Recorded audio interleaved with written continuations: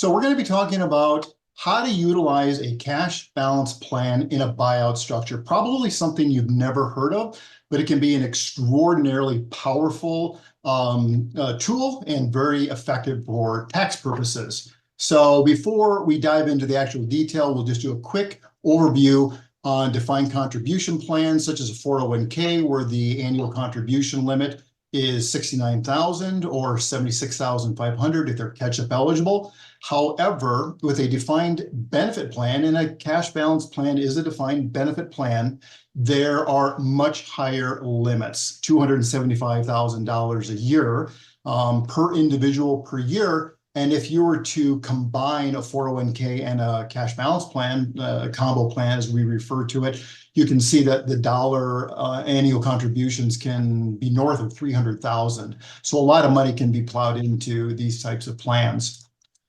So how do you leverage a cash balance plan for a buyout of a partner? Well, there's a few requirements that we have to set the stage for. First of all, this has to be put into place in advance of the partner's retirement. Once the partner has left the practice, that ship has sailed. So we want to catch them a few years in advance of retirement. So it's good to have that conversation with your clients. The business has to have good cash flow or cash on hand. So a profitable business is always advantageous. And age and income of the individuals is always important. These strategies can be very sensitive to age of the partners, and so we will help walk you through that. There's also a buy-sell agreement that needs to be established on the side that will recognize the cash balance contributions as partial or full payment of the practice. And so an attorney will be involved, but an attorney would be involved in this sort of situation anyway. So let's go through a case study and probably put some of these pieces together for you. So we're going to be looking at a case study that is a very typical type of business that would utilize this type of strategy. Small medical practice. We have two younger partners, and we have the older partner we'll refer to as the founder, and it's the founder that's looking to retire. And in this scenario, we're looking at 4 years that individual's looking to retire. They each own equal shares, 33% of the practice, and the estimated buyout for the founder's portion is $2 million. And so what we're going to do is we're going to have the two younger partners contribute to the founder's cash balance contribution for 4 years at a tune of $250,000 per year. So at the end of 4 years, let's take a look at what this looks like. So we've got total contributions to the founder of $1 million, the $250,000 times 4 years, easy math. But in addition to the $1 million in annual contributions, there's an estimated $75,000 in earnings that's also been generated. So at the end of the 4 years, we've got $1,075,000 in the founder's cash balance account.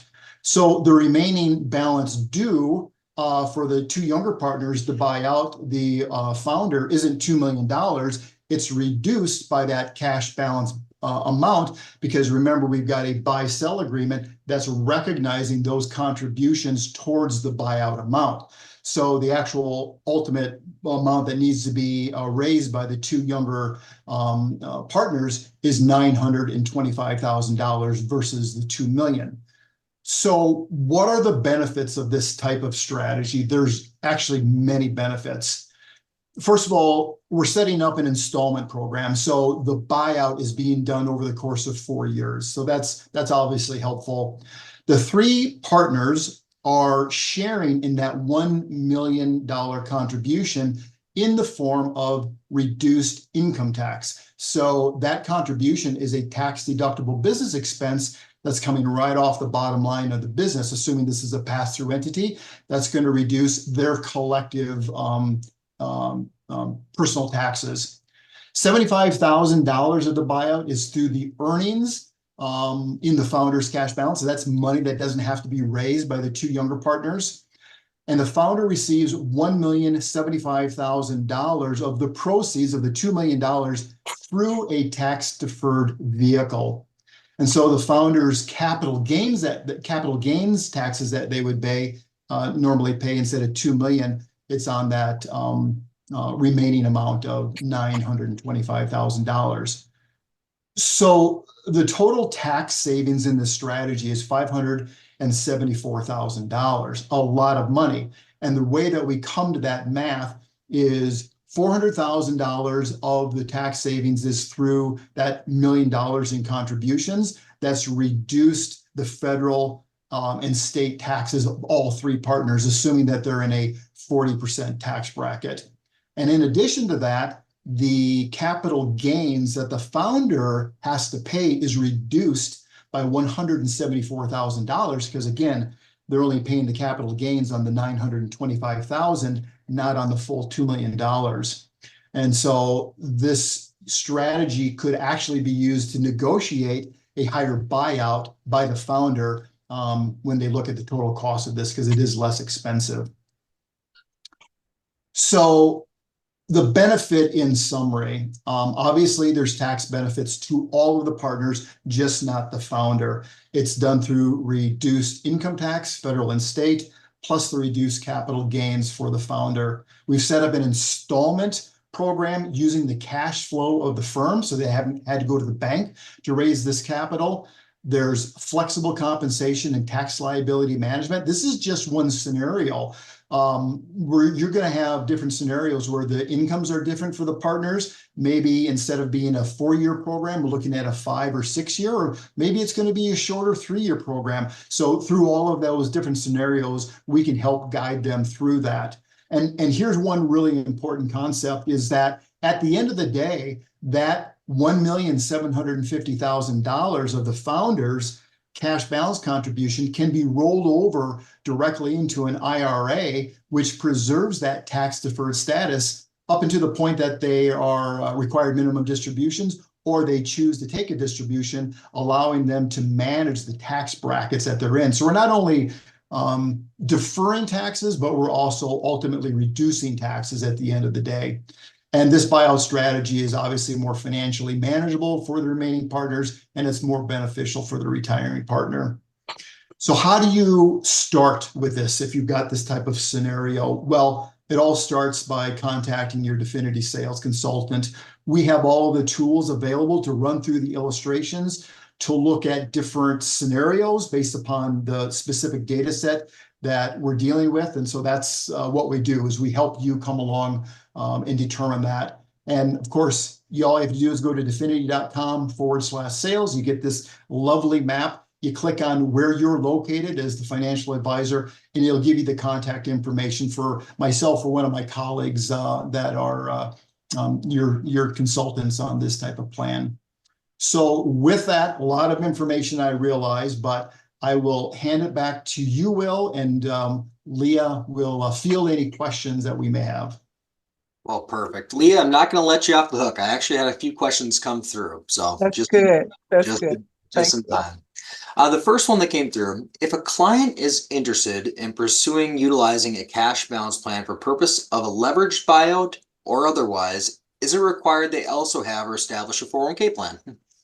So the answer to that is no, it's not required. However, it may be advantageous to do so. And here's why.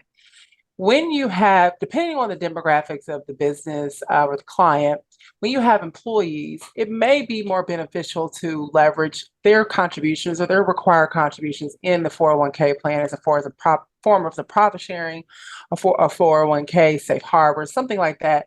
That may be more advantageous in conjunction with the cash balance contribution to actually manage the costs and things like that associated with benefiting an employee. But it all depends really completely on kind of what the business looks like and what the overall objective for the client. But the short answer is that is no, it's not required, but a lot of times it makes the most sense. And that's something that we would show you. Once we see the data, things like that, we would make suggestions about what the best arrangement would be. Sure.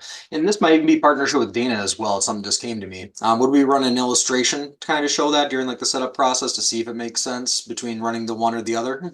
We would, and that's something that our actuaries, our cash balance actuaries do. They are very super experienced in this particular field. So they'll take a look at the data and make suggestions and make design and plan design suggestions of what might be best to meet the client's objectives. So absolutely, the actuaries would be involved in that kind of scenario. Okay, beautiful. And honestly, segueing right into it, how important are the demographics of the owners and employees in a cash balance plan? And do they play part in the contributions to the plans or plan? So the short answer to that is very much so. The demographics play a factor. Fairly similar like 401k plans. There's non-discrimination testing and things like that that have to happen in a cash balance plan.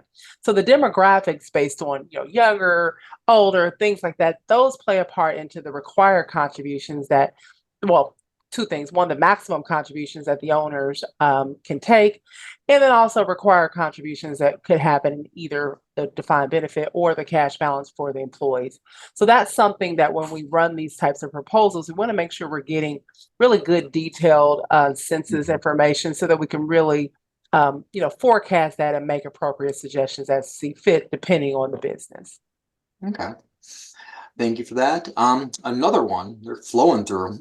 Is there a limit to the maximum contributions client could earn and contribute to a cash balance plan? I believe that to be in total and even by year as well too, Leah. Yeah, there is. And I won't get into the nitty-gritty of that calculation, but I'll give you a big picture, kind of what Dana mentioned it earlier in the year. One of the maximum contributions is about $275,000 a year that the owner or whoever the key. There is also a lifetime limit based on age and how many years that someone has been in the plan. But assuming someone has met retirement age and let's say they work until retirement, we're looking at cumulative account balances in excess of $3 million that you could actually accrue in one of these plans, assuming we've kept it for a certain fact or certain amounts of time. A couple things that factor into that is how long the plan is around, how long, how whatever the age of the owners and things like that. So that plays in, but that is probably what I just described, a high level calculation. But all that to say, it's significantly more larger contributions in the cash balance plan than you could ever do in just a 401k plan alone. And kind of on that note, if you have the combination 401k as well as the cash balance, obviously you can put in more on an annual basis because of those stretched limits that you referenced. Correct. Okay. That's 100% right. Awesome. Here's another one came through. In light of the IRS permanency rule, what minimum time frame does your staff actuaries generally stand by or recommend to satisfy that rule? So I would say that we recommend keeping one of these plans alive anywhere between 3 and 5 years, 3 being the absolute minimum. We really would prefer 5. And I say that to say that we want to make sure that when the plan is not, terminated or when no longer wanted, the IRS doesn't question the permanency of that plan. So I would say on just a general basis, 5 years is what ideal, 3 years absolute minimum to avoid any type of issues you may have at terminating the plan.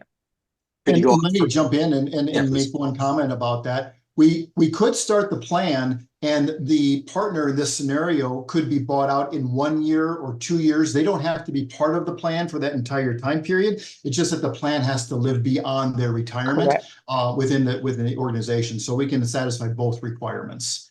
And there are mechanisms that can be put into place with proper planning ahead of time where maybe we're not funding at the highest level for all 5 years. We're doing a reduced or a lower level, but that's something that we can certainly navigate through as we know what the end game or end goal is. We can navigate kind of how the plans will look in these 5 years, if that makes sense. So a lot of flexibility. We just need to do some planning. Okay. Thank you for that. One more I think we have time for here. How did the 2 younger partners fund the $1 million in the cash balance? Did they give up their own cash benefits for the founder? I believe in Dana's example earlier. You want me to take that, Leah? You can go ahead. You can go ahead. Well, yeah, they can normally how they would do this. It's up to them. They could still take a benefit if they wanted to, but normally what they would do is they would take a zero benefit because they're going to be utilizing that extra cash that would be normally going into their plan to fund the other partners. So we can work through that. There might be a happy medium in there where they want to still partake in some of it. Depends on cash and how profitable the company is. So it's case dependent. So we'll walk through that and figure out what they want and come up with the appropriate solution for them. And I think I have time for one more if you guys do as well. How is the cash benefit leveraged buyout affected by the staff employees, such as where demographics were to change, likes thereof, retirement unexpectedly, possibly? So I can take this one, Dana. So it Yeah. really depends on kind of what we were talking about in question one or earlier question about the demographics of the employees. Because if there are employees, there will be required contributions, not nearly as high as the owners, that would have to be taken into account in either the cash balance or the 401k, or maybe a combination of the two.